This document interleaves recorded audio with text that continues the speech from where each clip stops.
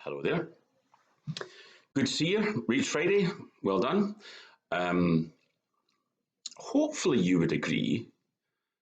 I've not really made a habit of just reading stuff out of articles or websites or newspapers or magazines. There was one where the woman talked about her newfound fellowship in a church, and I just read that out. I found another one.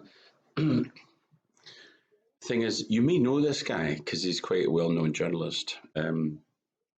Name's Malcolm Gladwell. He's English born, but he basically grew up in Canada. And what he's known for is being a staff writer on the New Yorker magazine. But he's also written a lot of books. First five books on the New York Times bestseller list. So his day-to-day job is working on the New Yorker, but he's a writer and an author as well. Tipping Point was quite famous. Blink was out. The one I remember lots of people talking about, lots of Christians talking about actually, was a book called Outliers, Story of Success, and what makes people successful. But the one we're going to focus on is called David and Goliath, because, because it's a kind of collection of the New Yorker stuff and other journalism where he just speaks. But it's interesting just to hear him. The article's too long, can't read it all out. At least certainly can't read it all out today. And what I wanted to do was just listen to this, because this is, he grew up in church, grew up in a family who, mum and dad read the Bible every day. He went to Sunday school, but it's the standard thing. Nobody on the New Yorker would be stupid enough to go to church. It's just not, you just don't do that. When I was writing my book, David and Goliath, I went to see a woman in Winnipeg by the name of Wilma Derksen. 30 years before, her teenage daughter, Candace, had disappeared on her way home from school. The city had launched the largest manhunt in its history, and after a week, Candace's body was found in a hut a quarter of a mile from the Derksons' house. Her hands and feet had been bound. Wilma and her husband Cliff were called into the local police station and told the news. Candace's funeral was the next day following a news conference. Virtually every news outlet in the province was there because Candace's disappearance had gripped the entire city. How do you feel about whoever did this to your daughter? A reporter asked the Derksons.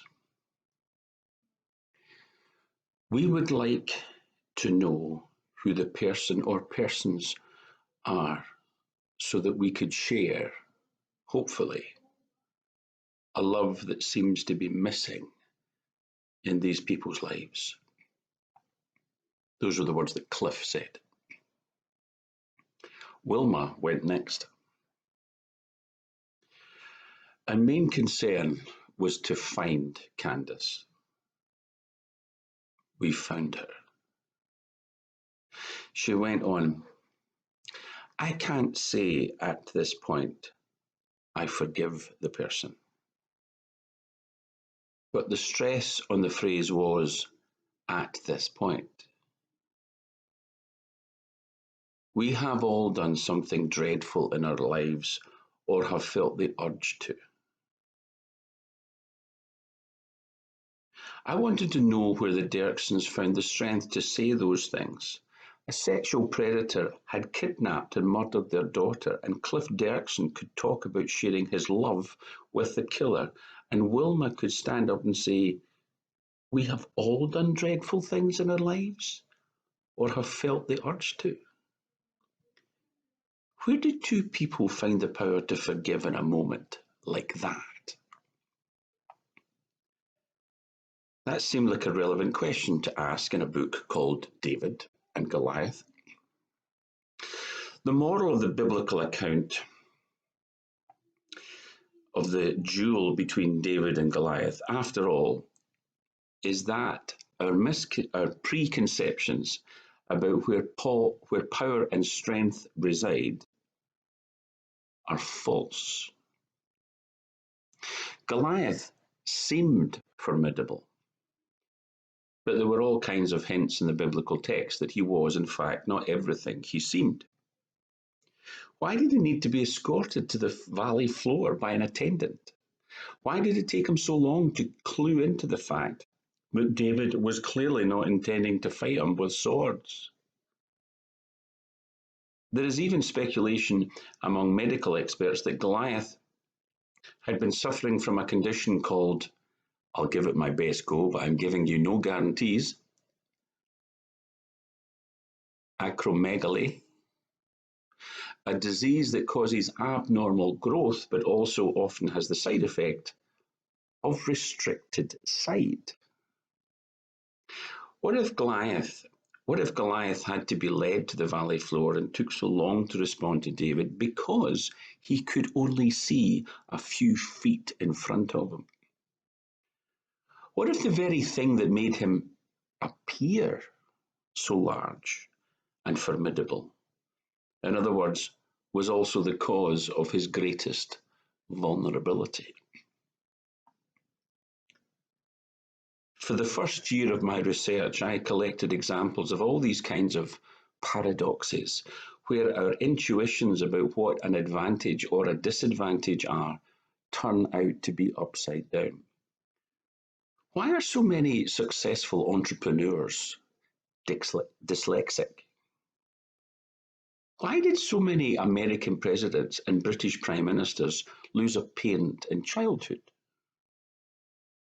Is it possible that some of the things we hold dear in education, like small classes and prestigious schools, can do as much harm as good?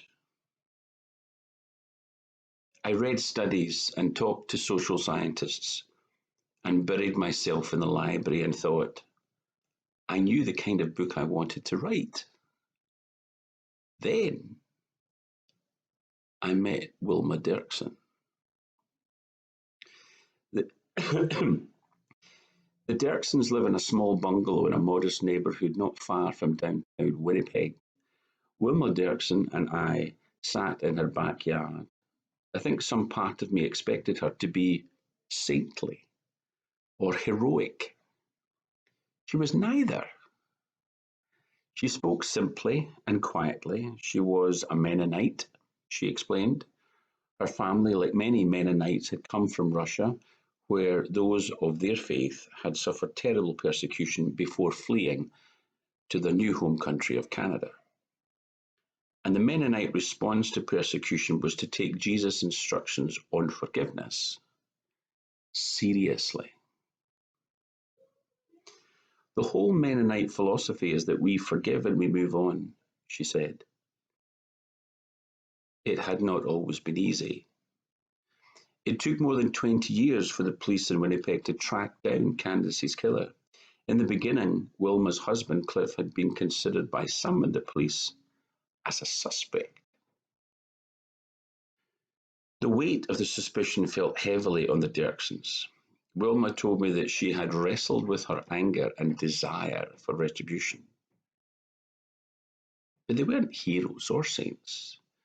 But something in their tradition and faith made it possible for the Dirksens to do something heroic and saintly. I never plan out my books in advance. I start in the middle and try to muddle my way through. When I met Wilma Dirksen, I finally understood what I was really getting at. And in all the social science and had been reading and all the stories I had been telling of dyslexia and entrepreneurs and education. I was interested, to borrow that marvelous phrase from Pierre Sauvage, in the weapons of the spirit, the peculiar and inexplicable power that comes from within. When I told a friend of mine about my visit to the Dirksens, he sent me a quotation from 1 Samuel 16:7. It so perfectly captured what I realised David and Goliath was about, and that it is now on the first page of the book. The Lord said to Samuel, "Do not look upon his appearance or the height or of his stature, because I have rejected him. For the Lord does not see as mortals see. They look on the outward appearance, but the Lord looks on the heart."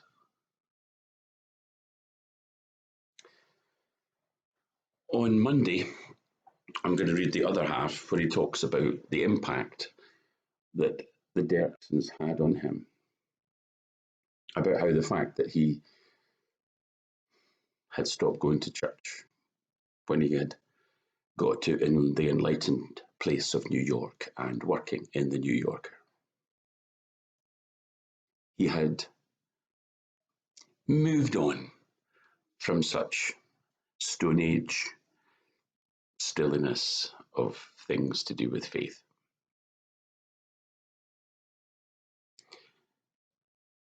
And he said, that's in the past tense, because I met the Dirksons and it changed him. We'll come back to him in terms of his journey of faith. Just wanting to put the simple fact is, Dirksons weren't witnessing to him, they weren't going out to evangelize him, they weren't, in any real sense, thinking about faith at all. They were doing more than anything else, just reacting to his questions, while they got on with the business of being who they were.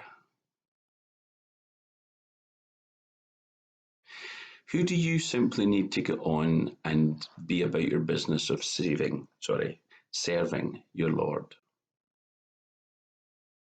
That other people might see how Christians deal with, oh goodness me, not another 6 months of this blasted COVID.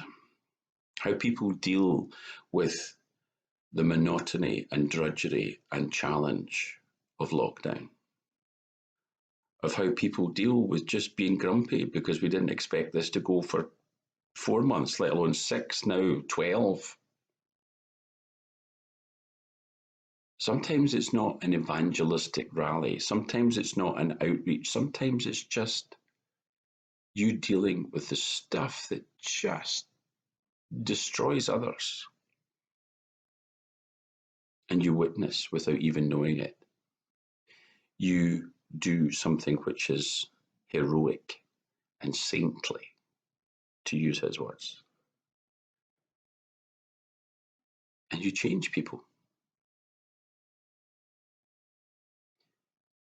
Authenticity is what people crave. Not a slick story about your Christian faith, not pat answer, authenticity.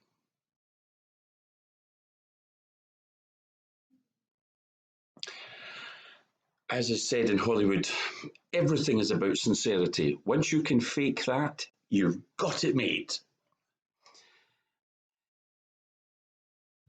Authenticity is really hard. But people do heroic and saintly things when they just focus on Christ and get on with the business, no matter how difficult it might be to simply follow Christ. Find out more about Malcolm Gladwell on Monday. Meantime, go with God, because I know God goes with you. I should just make clear, church is not on in the sanctuary this coming Sunday. We need to get a electrical safety certificate, which it turns out we don't have. Who knew? But we'll get one, and hopefully we'll be back.